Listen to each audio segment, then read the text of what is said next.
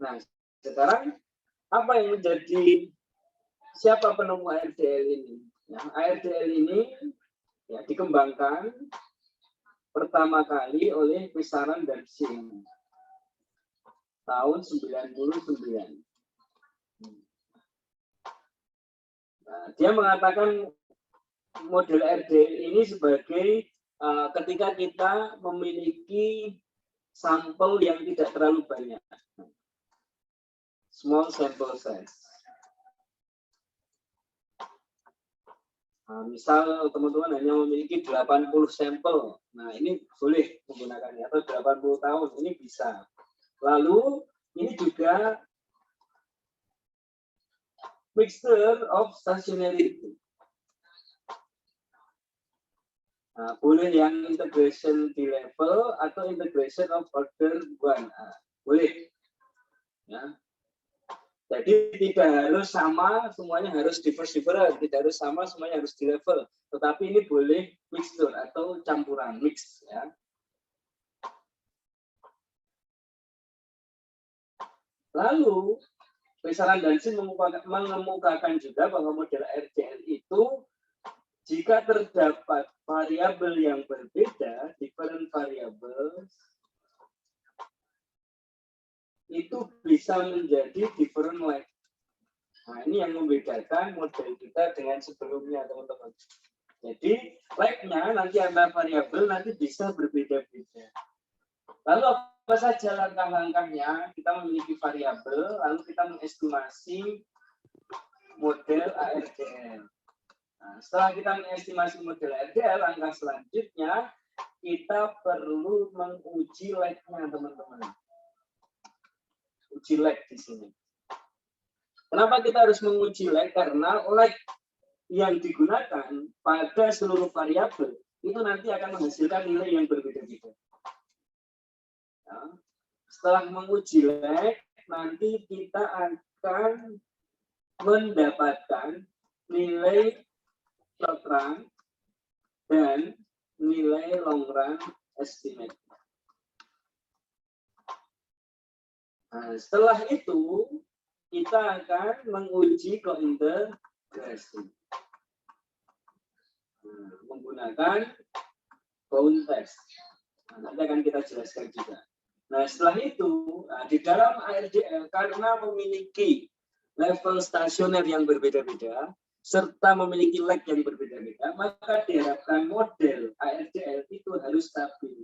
Sehingga kita akan menguji stabilitasnya juga. Nah, ini yang terakhir, uji stabilitas. Nah, di dalam short run dan long run nanti ini juga akan ada uji ECM-nya atau error correction modelnya. Nah, seperti yang kita jelaskan di awal, ya, error correction model itu dapat di dalam ARDL itu juga terdapat nilai ECT-nya, teman-teman. Dan nilai ECT-nya itu harus koefisiennya negatif dan probabilitasnya di bawah alfa 5%. Kita kembali lagi di dalam membentuk model ECM dulu, bahwa itu menggunakan jangka pendeknya beta 0 tambah sigma P I sama dengan misal 1, beta 1 untuk variabel lag pada dependennya, ya, berarti YT minus 1, tambah, misal kita memiliki 3 variabel di sini. Nah, contohnya di sini misal variabel Y, X, dan W. Nah, sehingga nanti dapat kita tulis di sini sigma Q J sama dengan 0, fungsi dari atau koefisien dari variabel X, delta X T minus J, ditambah sigma R K sama dengan 0, koefisien dari variabel delta WT minus K ditambah gamma ZT minus 1 tambah error term. Nah, di sini nilai Z ini, ya, ini merupakan error correction term. Nah, seperti ini, teman-teman. Ya. Sehingga long run koefisiennya atau long run estimate-nya dapat kita bangun menjadi YT sama dengan beta konstanta ditambah koefisien dari variabel X ditambah koefisien dari variabel W ditambah VT, di mana VT ini adalah error term. Nah, ini yang seperti kita jelaskan di awal di dalam membentuk model ECM, ya. Kurang lebih persamaannya kurang lebih seperti ini.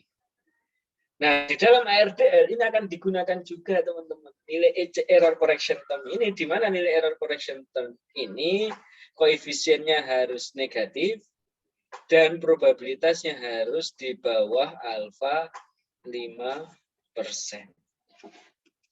Ya. Nah, sekarang bagaimana jika kita membentuk 3 variabel ini, kita uji dengan unrestricted error correction model. Nah, sekarang kita bangun permodelan ECM. Ini kan ECM yang kita pelajari di awal kemarin. Nah, sekarang bagaimana ECM ini kita terapkan di model ARDL-nya. Nah, ini akan menjadi seperti ini, teman-teman. Ya, delta YT sama dengan beta 0 tambah kurang lebih sama seperti tadi awalnya, sama dengan 1, merupakan koefisien dari variabel dependent yang terdapat lag-nya, lalu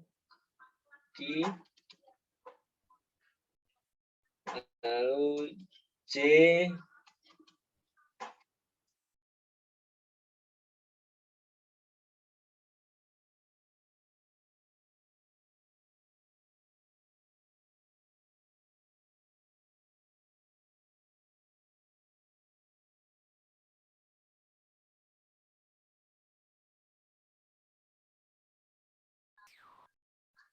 terus ditambah sigma R K sama dengan 0, koefisien dari variabel W delta W T minus K ditambah ke. Nah, ini sekarang kita masukkan ECM-nya ini di situ. 0 untuk variabel Y, terus ditambah gamma X T-1 ditambah untuk variabel W-nya sekarang. W T-1 tambah error term. Nah, di sini kita lihat nilai ECM-nya, ya, itu yang tadinya Z sekarang dirubah dengan seluruh variabel yang digunakan. Kalau tadinya ZT-1, nah, sekarang diganti karena ini sudah kita masukkan di dalam persamaan ARDL sehingga diganti menjadi YT-1 lalu XT-1 dan WT-1. Ya. Nah, ini biasa disebut dengan unrestricted error correction model di dalam ARDL. Ya. Nah, seperti yang kita jelaskan tadi bahwa di dalam model ARDL juga kita misal memiliki 3 variabel Y, X, W. Maka nanti kita akan memiliki lag yang berbeda-beda untuk variabel Y, X, dan W. Dan biasanya ditulis menjadi P, Q, R. Kalau nanti memiliki 4 variabel ya tinggal teman-teman tambahi sendiri notasi untuk lag-nya, ya, notasi untuk lag-nya. Dan pemilihan lag-nya itu bisa menggunakan AIC, SC ataupun BIC. Ya, ini yang membedakannya. Sehingga uniform untuk lag length, ya, penulisan persamaan untuk lag length atau panjang lag-nya itu kurang lebih kembali lagi seperti ini, teman-teman. Ya. Karena ini memiliki lag yang berbeda-beda untuk setiap variabel, maka kita dianjurkan oleh Pesaran dan Shin untuk menguji serial correlation atau auto korelasinya. Seperti itu, ya. Nah, inilah pentingnya kita menguji model ini. Nah, ini model ini aslinya cukup simpel ketika nanti kita masuk ke prakteknya, ya, teman-teman, ya. Nah, selanjutnya bagaimana kita perform bound test?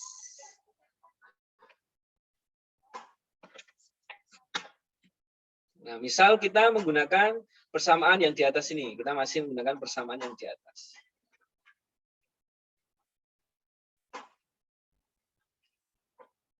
Nah, persamaan di atas ini dapat kita gunakan untuk uji lag.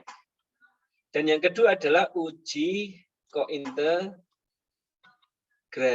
Uji kointegrasi di sini menggunakan bound test. Bound test nanti dilihat dari nilai F hitung. Nah, nilai F hitung ini harus di atas batas bawah dan harus di atas batas atas. Jadi nilai F hitungnya harus lebih besar dibanding nilai critical value baik batas atas maupun batas bawah. Misal critical value-nya 3, 2, 3,1, 2,9, lalu di sini 2,9, lalu 2,5, 1,7, 1,9 misal. Nah, nilai F hitungnya itu harus di atas nilai-nilai ini, teman-teman. Sehingga ketika nilai F hitungnya itu di atas dari batas atas dan batas bawah, maka model ini akan terdapat namanya kointegrasi. Nah, ketika kita mendapati adanya kointegrasi pada model yang kita kembangkan atau kita bangun, maka nanti akan muncul yang namanya short run dan long run. Seperti itu, teman-teman. Ya. Nah, inilah pentingnya kita memahami apa yang diharapkan dari model ARDL ini. Kita ilustrasikan. Sekarang kita ilustrasikan seperti ini. Ya. Kita ilustrasikan bahwa model ARDL itu memiliki lag 1,00 untuk variabel Y, X, dan W.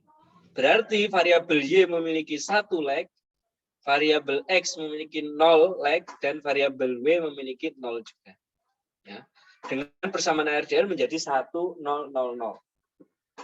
Sehingga dapat kita tulis persamaannya bahwa YT sama dengan beta 0 tambah beta 1 Y. T minus 1 tambah beta. Mohon maaf, ini kita untuk mempermudah saja. Ini gunakan alfa untuk koefisien dari variabel lag dependent-nya. Ya. Alfa 1 ini beta 1. XT ditambah beta 2 WT tambah error term. Nah, sekarang kita harus memperhatikan di sini bahwa delta, ya ini keterangannya bahwa delta YT sama dengan YT dikurangi YT minus 1. Perubahan dari variabel Y itu didapat dari Y pada tahun sekarang dikurangi Y pada tahun sebelumnya ini. Sehingga YT sama dengan delta YT ditambah YT minus 1. Begitu juga dengan X. XT berarti delta XT ditambah XT minus 1. Dan yang W juga seperti itu. Delta WT ditambah WT minus 1. Sehingga parameter modelnya dapat kita tulis menjadi delta YT tambah YT minus 1 sama dengan konstanta ditambah koefisien dari variabel lag dependent-nya ditambah beta 1 delta XT tambah XT minus 1 ditambah beta 2 didapat dari delta WT tambah WT minus 1 tambah error term. Nah, ini adalah persamaan awalnya ketika kita menggunakan ARDL dengan lag hanya pada variabel dependennya. Sedangkan variabel independennya itu tidak ada lagnya atau 0 dan 0 seperti itu. Ya. Sehingga selanjutnya dapat kita tulis. Nah, ini kita hapus.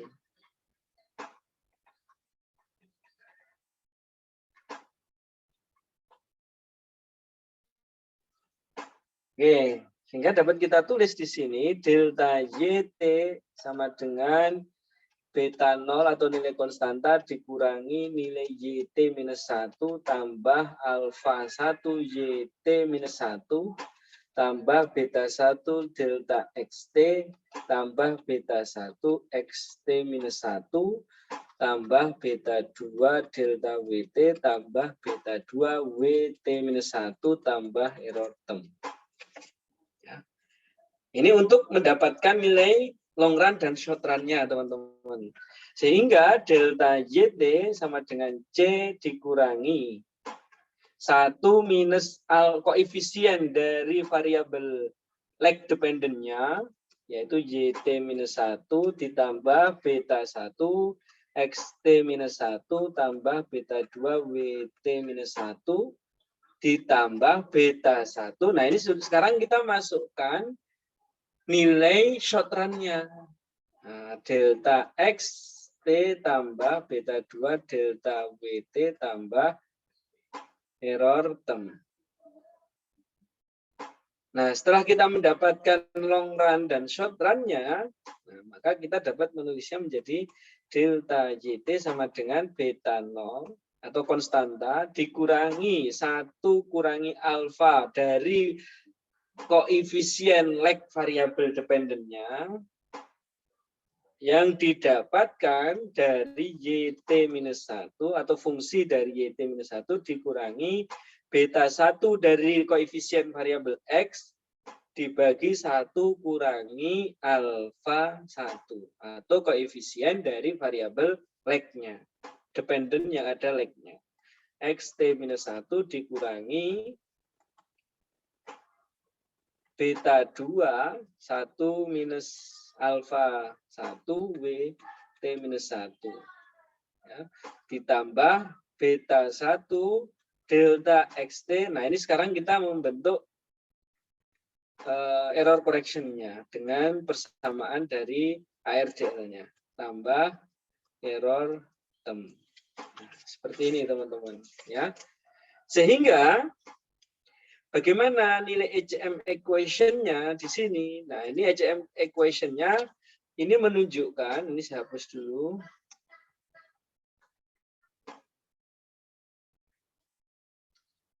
Nah, ini adalah bentuk dari lag pada lag 1 tadi, lag sama dengan 1 untuk variabel Y. Dan ini merupakan delta variabel. Nah, sehingga dapat kita tulis persamaan ECM menjadi lebih sederhana dengan delta YT sama dengan beta 0 dikurangi YECT T-1 ditambah beta 1 delta XT tambah beta 2 delta WT tambah error term. Nah, ECT-nya ini didapat dari mana nilai error correction term-nya? Nilai error correction term-nya itu didapat dari ECT sama dengan ECT T-1 itu didapat dari YT-1 dikurangi beta 1, 1 dikurangi alfa 1 atau koefisien dari variabel lag dependent-nya. Lalu di sini XT-1 dikurangi beta 2, 1 min alfa 1 dari WT-1. Ini Y sama dengan 1 kurangi A-1. Ya. Seperti ini. Nah, ini adalah persamaannya, teman-teman. Ya. Nah, dari persamaan ini nanti kita akan mendapatkan nilai error correction term-nya sehingga kita bisa mendapatkan nilai long run koefisiennya. Ya. Nilai long run koefisiennya itu didapat dari mana? Nah,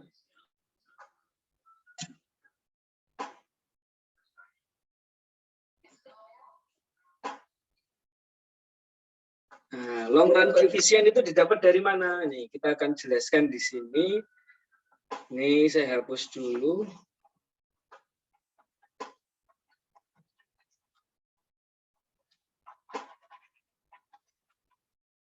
Nah, nanti akan kita, kalau di EVIS nanti langsung muncul, ya, tapi di teorinya ini akan saya jelaskan secara detail mengenai persamaan, sehingga teman-teman tidak bingung munculnya angka long run itu didapat dari mana.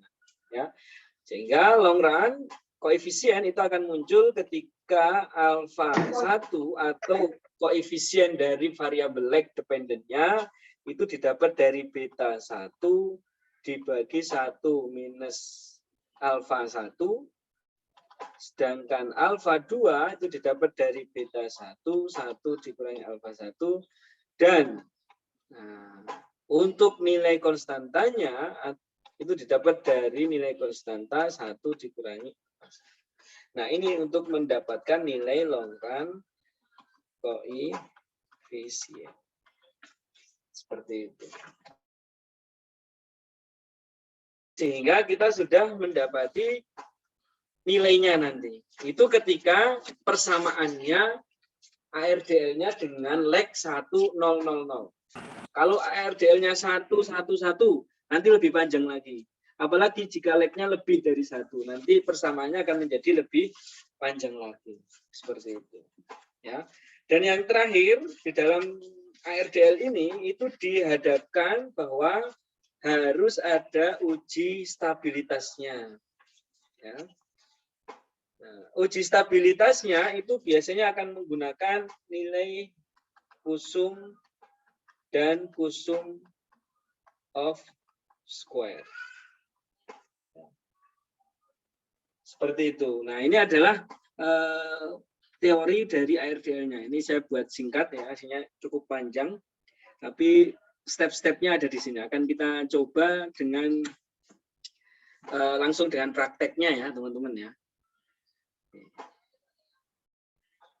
Data saya kirim dulu.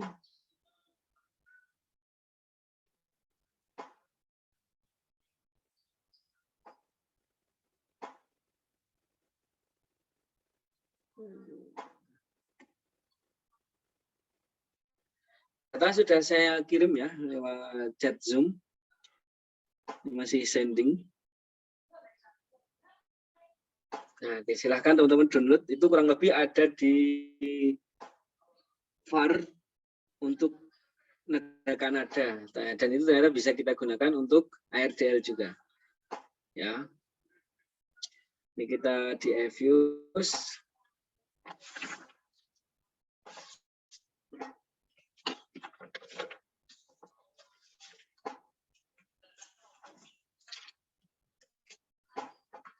Oke, kita masukkan datanya teman-teman. Open, foreign data. Oke, saya ambil di sini. Oke, ini hanya ada sheet 1, oke.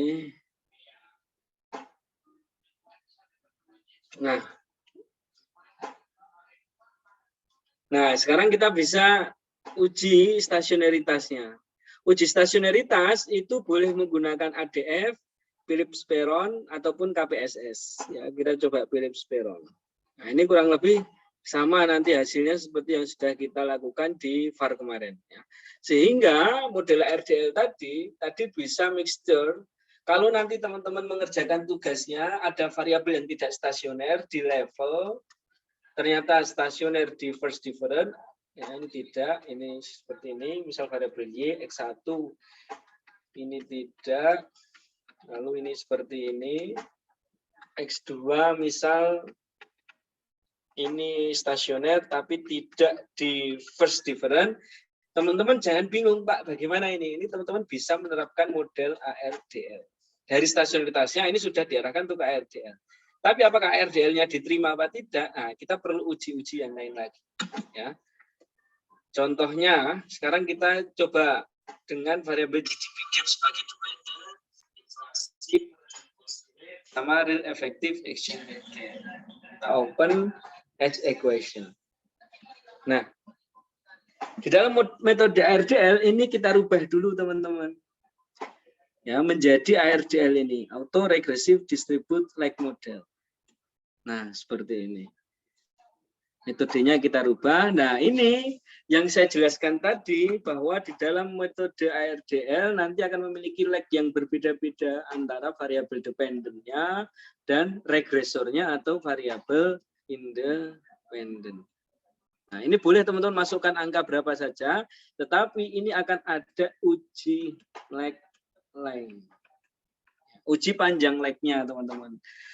Untuk memudahkan kita, ini kita pilih automatic selection atau agar diseleksi secara otomatis oleh Havius. Tetapi maksimum leg-nya dapat kita tentukan sendiri. Ya, misal saya ingin memasukkan nilai leg-nya 2 untuk dependennya dan 1 untuk independennya. Trend specification-nya kita menggunakan yang real constant, tidak dirubah di sini. Tuh. Kalau sudah optionnya di sini tidak ada yang berubah, kita boleh tadi menggunakan AIC ataupun SIC ataupun HQ, ya ketiga ini boleh. Tapi biasanya kan kita menggunakan AIC saja. Oke, kalau sudah kita klik OK. Nah, ini adalah persamaan awalnya. Kita jelaskan tadi bahwa sekarang leg-nya adalah 2, 1, 0, 0. Apakah leg ini terbaik? 2 untuk GDP atau variabel dependennya, 1 untuk inflasi, 0 untuk suku bunga, dan 0 untuk nilai tukar. Nah, ini sehingga leg-nya berbeda-beda berdasarkan nilai AIC di sini. Ya. Lalu bagaimana cara uji leg-nya? Uji leg-nya teman-teman bisa pilih view, lalu pilih model selection summary. Pilihannya yang paling mudah menjelaskannya itu adalah ketika teman-teman menggunakan kriteria GRAPH. Kriteria GRAPH dengan grafik nanti akan memunculkan hasil seperti ini. Ini adalah 10 model terbaik dari berbagai kombinasi leg-nya, teman-teman. Nah, sekarang leg yang kita gunakan tadi itu adalah 2, 1, 0, 0. Itu ada di mana paling baik? Kita lihat di sini. Ya. Ya, ternyata di yang paling depan. Jadi model leg terbaik 2100 itu ada yang paling bagus ini, teman-teman, karena paling panjang sendiri. Nah, ini adalah untuk melihat uji leg length-nya dengan pendekatan tadi AIC-nya. Seperti itu. Ya. Sehingga kita akan menggunakan leg 2, 1, 0, 0. Karena ini merupakan leg terbaiknya. Oke, kalau sudah kita klik estimate lagi, berarti kita pilih leg 21, kita klik OK. Nah, sekarang tadi kita sudah jelaskan adanya long run dan uji bound atau uji kointegrasi.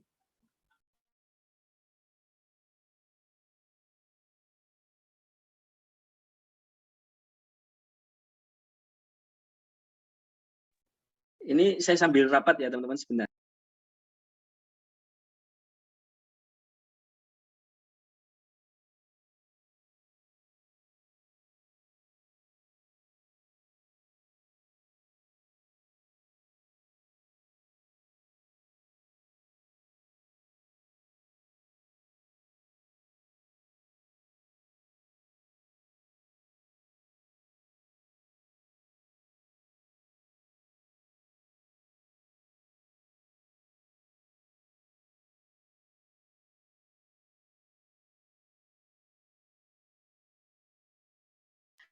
Oke, kita lanjutkan. Nah, ini sekarang uji di sini. Koefisien diagnostik, teman-teman pilih yang long run form dan bound test. Nah, ini adalah untuk menguji kointegrasi. Selain uji kointegrasi, ini juga untuk mendapatkan nilai long run dan short run. Oke, berarti kalau sudah, teman-teman kita klik view, koefisien diagnostik, long run, and bound test-nya. Nah, ini adalah conditional error correction regression atau jangka pendeknya. Ini adalah level equation-nya atau untuk jangka panjangnya. Pada jangka panjang hanya nilai tukar yang berpengaruh terhadap GDP.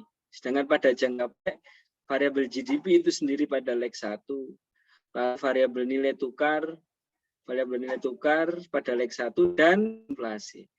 Dan di sini adalah bound test-nya teman-teman dari nilai F hitungnya. Sekarang nilai F hitungnya di sini 10,68 itu lebih besar apa lebih kecil dibanding nilai batas atas dan batas bawahnya teman-teman. Lebih besar atau lebih kecil?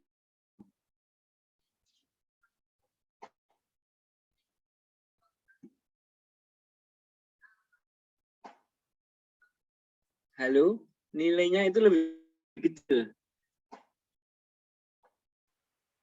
Lebih besar, Pak. Lebih besar. Kalau lebih besar artinya apa?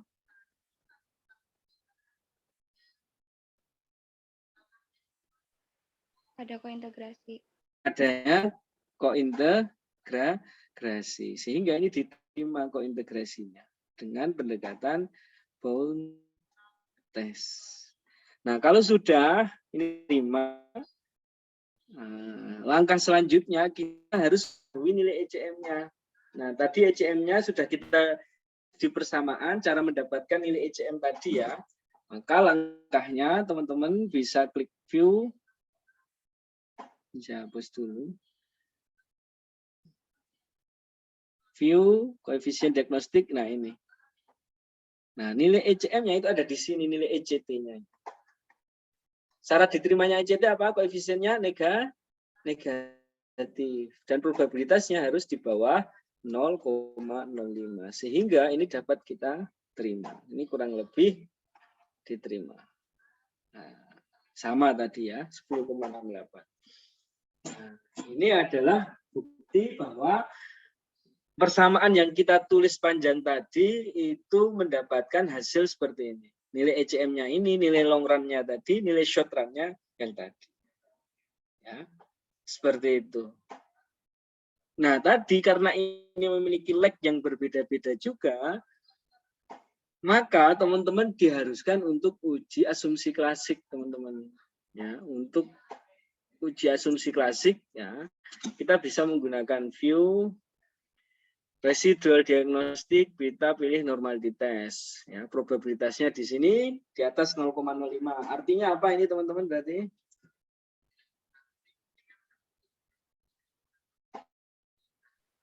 Berdistribusi normal. Berdistribusi normal. Selanjutnya, yang tadi diharapkan oleh Pisaran dan Sin bahwa kita harus menguji autokorelasi. Ya, ini kita gunakan leg 2. Artinya apa ini? Di atas 0,5 atau di bawah 0,05? Itu di atas apa di bawah? Di atas, Pak. Di atas artinya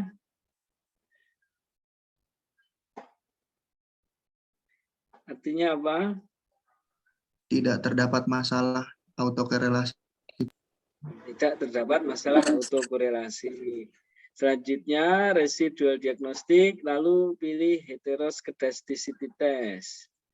Kita gunakan yang Bruce-Pagan. Oke, ini di atas 0,05 apa di bawah 0,05?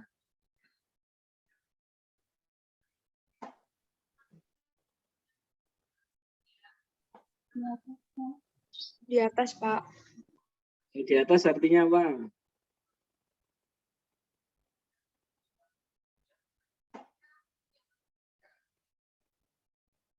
Halo? Tidak stasioner. Ini uji hetero. Artinya apa? Kalau di atas 0,05 artinya? Terdapat masalah, Pak. Tidak terdapat masalah hetero. Nah, berarti kita sudah menguji semuanya tadi. Ya. Nah, maka langkah yang perlu kita lanjutkan yang terakhir, kita menguji stabilitas model, teman-teman. Uji stabilitas model, caranya teman-teman bisa klik estimate. Ya, pilih estimate, lalu kita pindah ke least square. Ya, kita klik OK. Nah, langkahnya kita klik view, lalu pilih stability diagnostic, pilih yang ini. Recursive estimates. Nah, untuk uji stabilitas kita menggunakan dua, yaitu ada kusum test dan kusum of square. Kita gunakan yang kusum dulu. Oke, sekarang ini melebihi batas atas dan batas bawah apa tidak ini garis birunya, nilai kusumnya? Enggak. Tidak, berarti berdasarkan kusum kondisinya stabil. Sekarang kalau berdasarkan kusum of square, melebihi batas atas dan batas bawah apa tidak? Tidak, Bapak. Tidak. Sehingga berdasarkan pendekatan kusum dan kusum of square menunjukkan bahwa ARDL kita stabil. Sudah lolos asumsi klasik, stasioneritasnya diterima, uji panjang lag-nya diterima, ECM diterima, long run dan short run-nya tinggal teman-teman interpretasikan. Sudah selesai. Ya. Seperti itu. Nah, ini adalah bentuk ARDL-nya. Ya, teman-teman bisa absensi dengan password-nya itu. Saya kirim di chat Zoom ARDL dan langsung mengerjakan tugas dikumpulkan paling lambat nanti jam 1 dengan terkait dengan metode ARDL ini. Ya. Ada yang ditanyakan sampai di sini?